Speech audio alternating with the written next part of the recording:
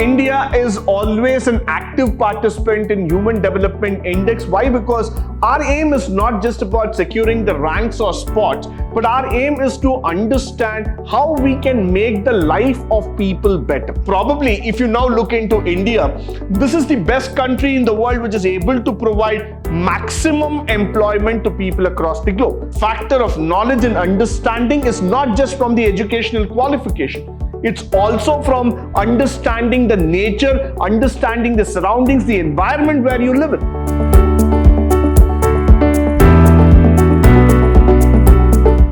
Good morning and welcome to the third session in Chapter 1, Unit 1, first semester B.Ca, Pre-Reforms of Indian Economy, where we are going to talk about Human Development Index. In economics, we have seen several kinds of index. We might be talking about a wholesale index, or retail index. We might be talking about cost price inflation index, so many factors. But then this concept of human development index is being gathering importance of late. The Human Development Index is a statistically developed, compiled by United Nations since 1990 to measure various countries' level of social and economic development. Now, that's where I'm going to add a bit of twist to this entire chapter. Why? Because we have been measuring only about the economic values. We have been only talking about the credit, debit, the trade, the balance, the growth and other factors. But today, we are talking about social factors in economics, which is quite interesting, which means we are now going to bring in the human development aspect of economics. Now, let's see here. It's composed of four principal areas, mainly the schooling, expected years of schooling that we are going to talk about, and a life expectancy at birth and the gross national income. So what we're going to look into it in short is education. We're going to look into the income. We're going to look into the birth rate, that's the lifespan altogether, and then of course a little bit on the GI9 factors. Now, this is a different composition altogether, which has been brought up by the United Nations in order for the people to understand the importance of Human Development Index overall. So when I go further, I just want you to understand how the measurement system is being going in place. Now, let's try to understand the measurement system.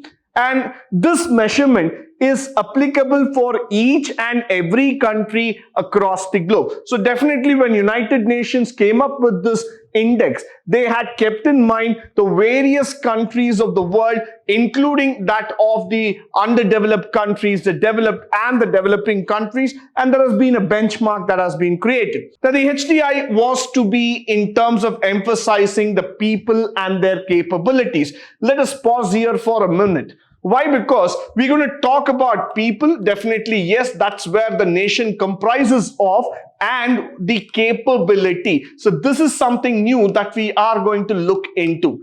When you look into a country like India, you talk about a 1.3 billion plus population, which is a very, very huge number to even digest. Now, when you talk about such a big number, definitely the skill sets are also varied.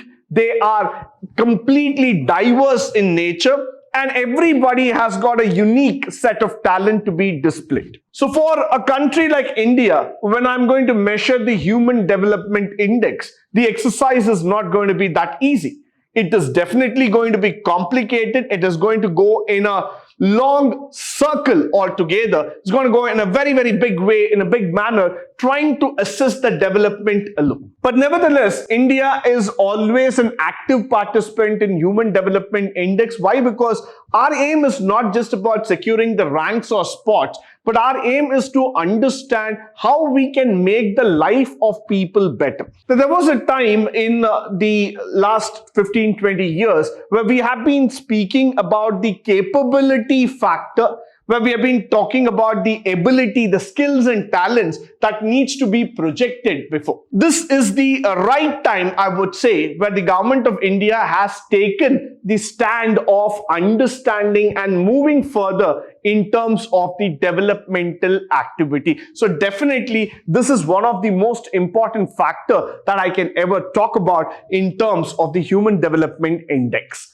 Now, Moving further, the HDI uses components such as average annual income, the educational expectations to rank and to compare factors. It has been criticized by the social advocates for not representing a broad enough measure of quality of life by the economists.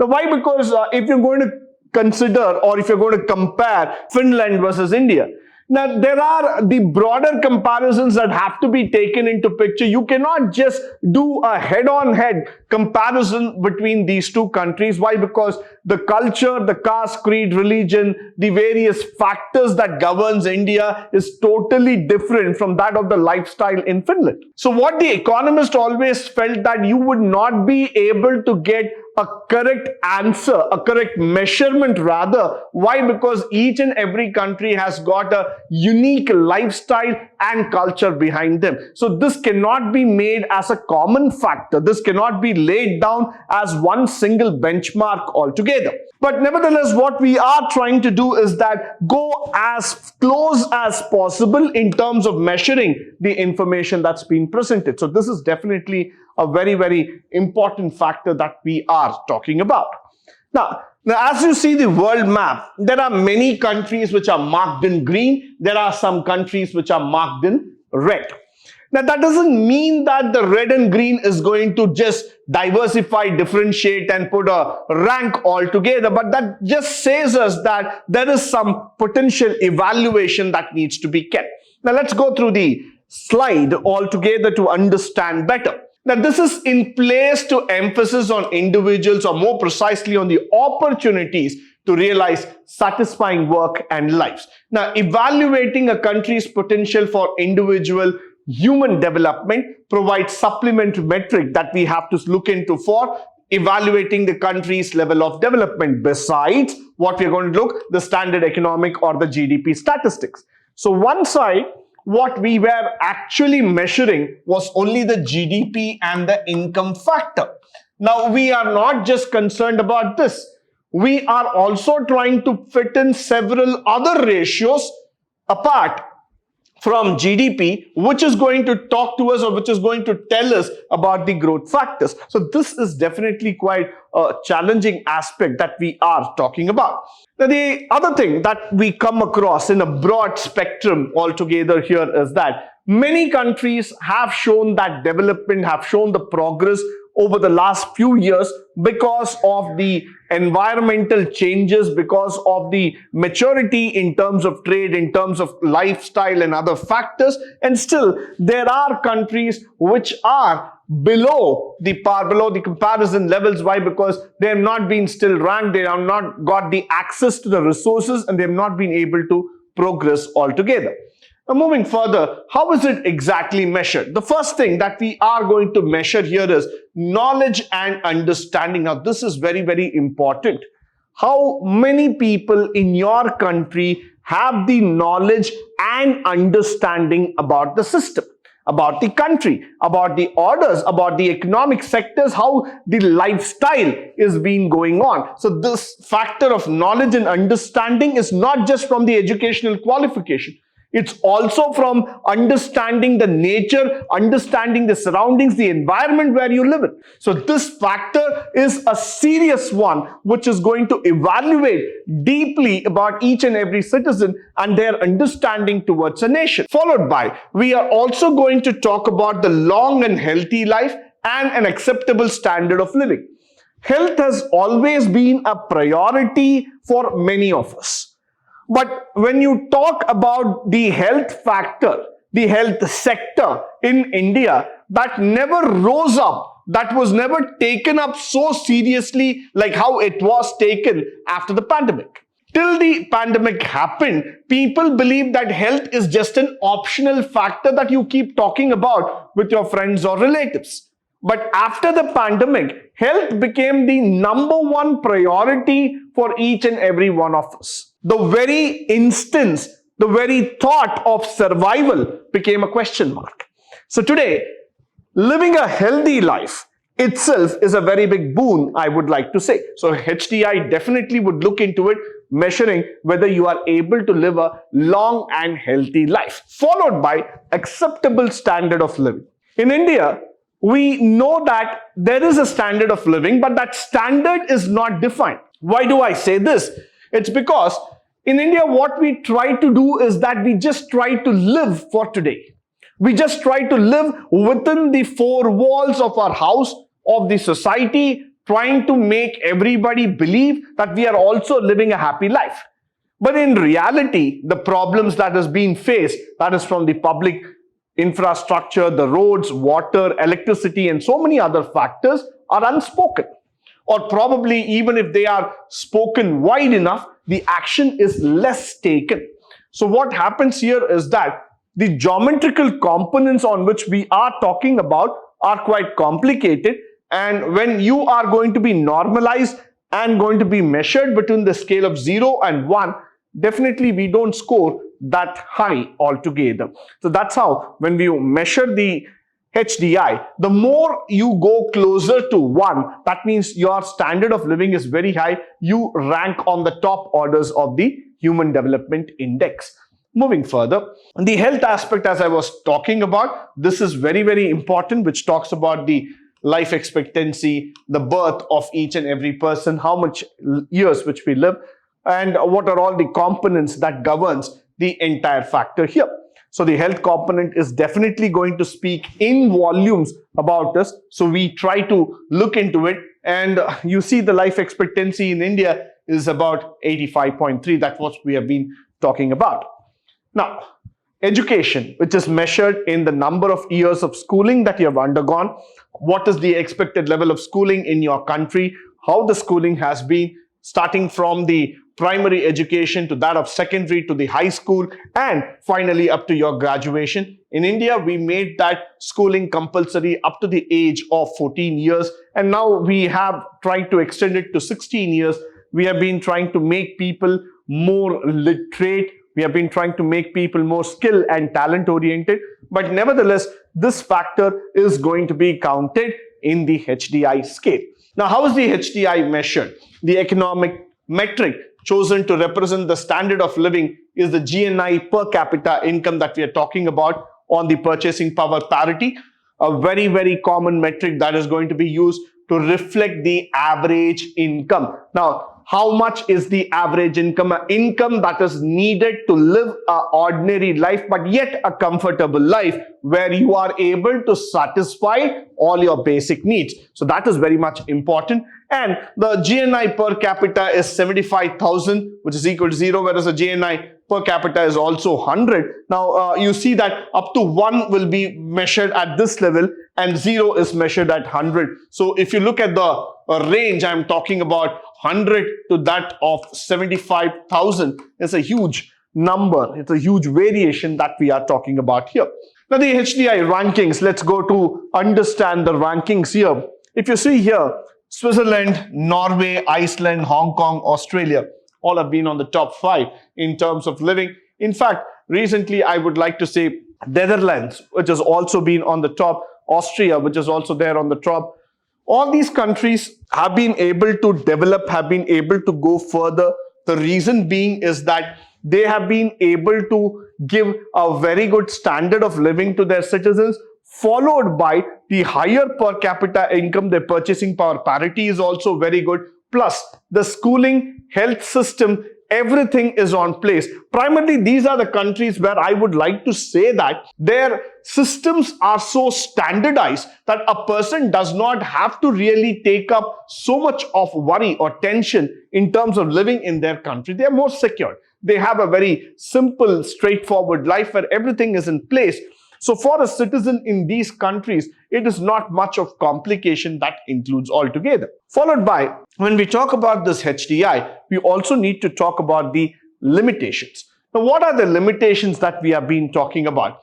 The HDI does not specifically reflect quality of life factors. Why? Because it's very generic in nature, such as empowerment, overall feelings that you have about the security in recognition to this human development aspects. Now, let me just throw a light here on this factor. When you look at some of the countries like Australia, Finland, or suddenly when you talk about Switzerland or France and all this country, sometimes on the news, you might be seeing that there has been a rapid mass killing using the weapons, or there have been shooting incidents, or there have been some bomb blast incidents, or some kind of terrorist incidents which keep happening.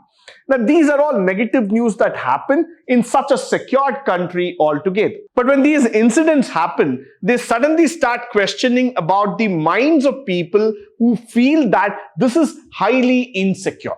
You cannot live a life like this. In India, Pakistan, China, or any other country for that matter, I don't mean to say that we would take this news in a lesser stand. We do understand the impact of terrorism. We do understand the impact of any other antisocial elements that come into picture. But we have taken it seriously. We have taken it as a part of life. But for the other countries, the mindset has not been included. We have not been able to take into factor the feelings of the people, the secured lifestyles and other things. So definitely this is a drawback, though it is trying to bring in an composite index altogether.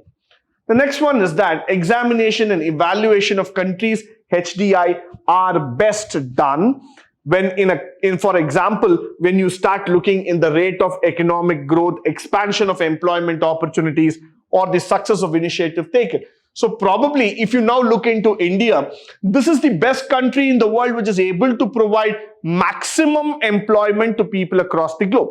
And we all know that most of the Indians are today heading multinational companies in various roles and designations and posts. So they have been successful enough in terms of ruling the multinational companies, and at the same time they've also been successful in terms of providing employment opportunities within the country. So these factors of bringing in that positivity, bringing in that ray of hope that the country is developing has not been included in HDI, which is also another drawback that we are looking into it. Followed by, several economists also say that HDI is essentially redundant as a result of high correlations among HDI, because very common factors that are found within certain countries, and the components are very, very simple in terms of measures of income per capita. Now, when you look into the gross national income altogether, that correlates very highly with the overall HDI and the other two components.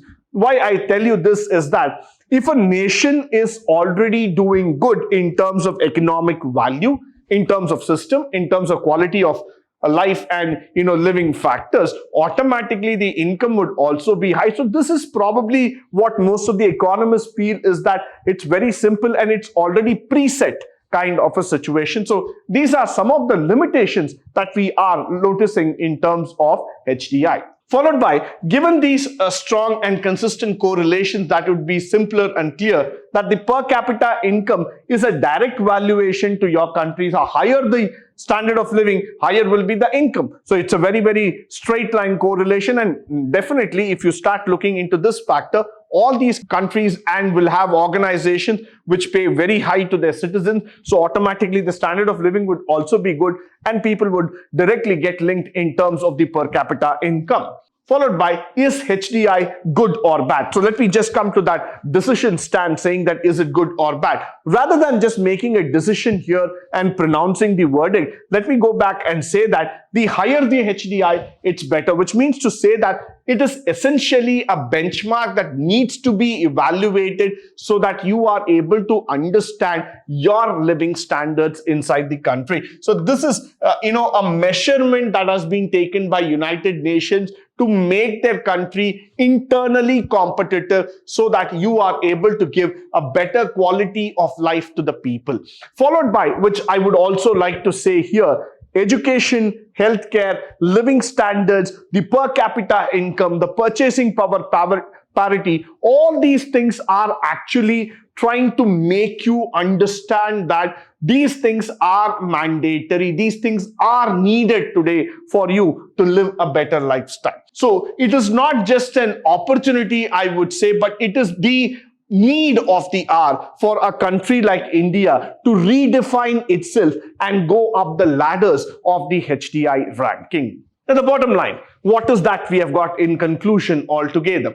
Now, this is a level of prosperity that we are talking about. Non-economic factors are also included with the economic factors, and the UN is trying to improve on the HDI, relatively trying to bring in more composite factors. Now, what I would like to tell at the end, at the concluding factor, is that this is very, very important for us. Why? Because this is trying to make you arguably better, trying to make the country more prospective, more better in terms of standards of living. So definitely we need to work towards the Human Development Index and make India a better nation in future. With this, I come to the end of today's session. I hope and believe that all the factors that have been spoken through this slide would be of great help to you, both in terms of practical and also in terms of the theory.